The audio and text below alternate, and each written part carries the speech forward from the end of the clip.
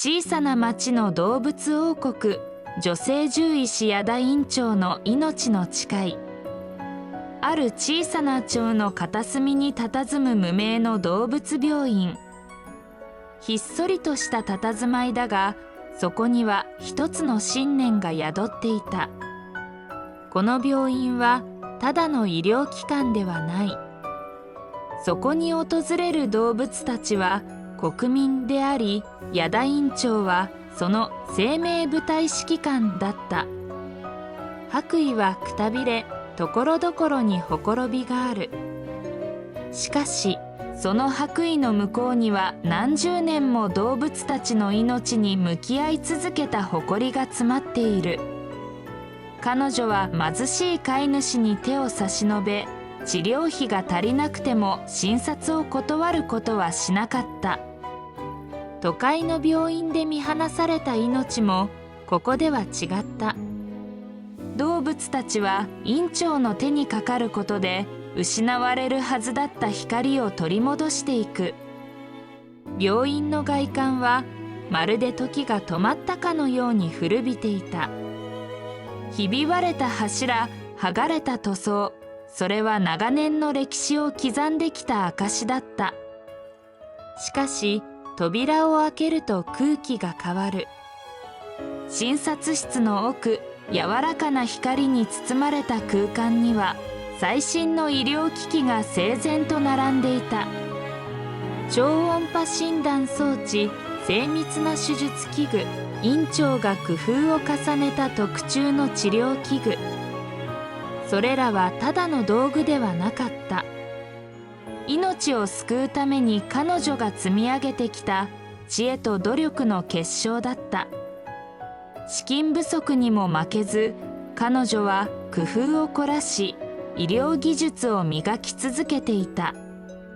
彼女の志はただ一つ、命に重い軽いはないという信念だった。最初はチョグの片隅で語られるささやかな噂だった。あそこには本物の獣医と看護師がいるらしい。都会の大きな病院で助からないと言われた犬が元気に走っているのを見たんだ。やがて噂は広がり、病院の前には遠方からの訪問者が列をなすようになってきた。心を動かされた若き獣医や看護師たちは院長のやり方を学ぼうと足を運ぶ。彼らは驚いた。院長はただ命を救うだけではなく、それを通じて思いやりという理念を静かに広めていたのだ。ある日、一人の研修生が彼女に申し出る。先生の考えを世界へ広めたいのです。院長は小さく微笑み、腕の中に眠る小さな犬の体温を感じながら言った。院長は静かに目を閉じた。長年の治療の記憶が頭をよぎる。救えなかった命もあった。だがその度に自分の手を伸ばす意味を問い続けてきた。私はただこの場所で命を守るだけだ。昔救えなかった命もあった。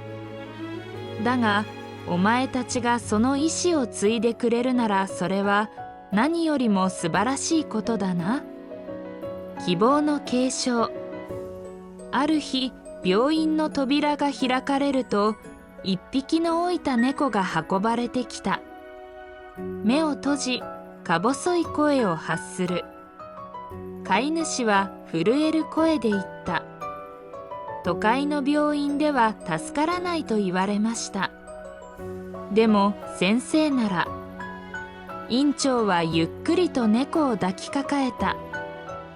その小さな体はかすかに震え、冷たくなりつつある。彼女は目を閉じ、かつて救えなかった命の重みを思い出す。だがその手は決して迷わなかった。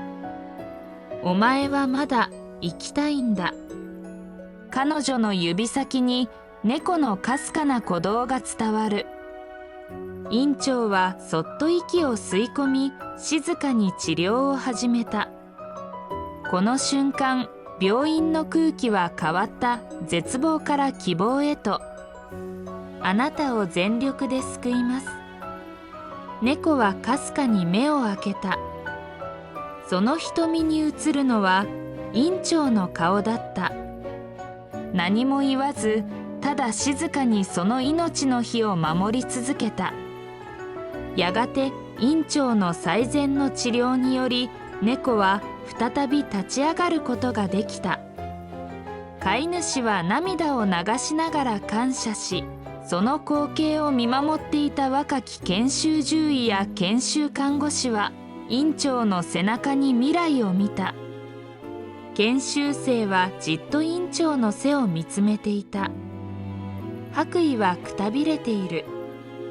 だが、それが何十年もの戦いの証であることを彼は知っている。研修生は拳を握りしめ、口を開いた。この病院を広げる手伝いをさせてください。先生が守る命をもっと多くの動物たちへ届けたいんです。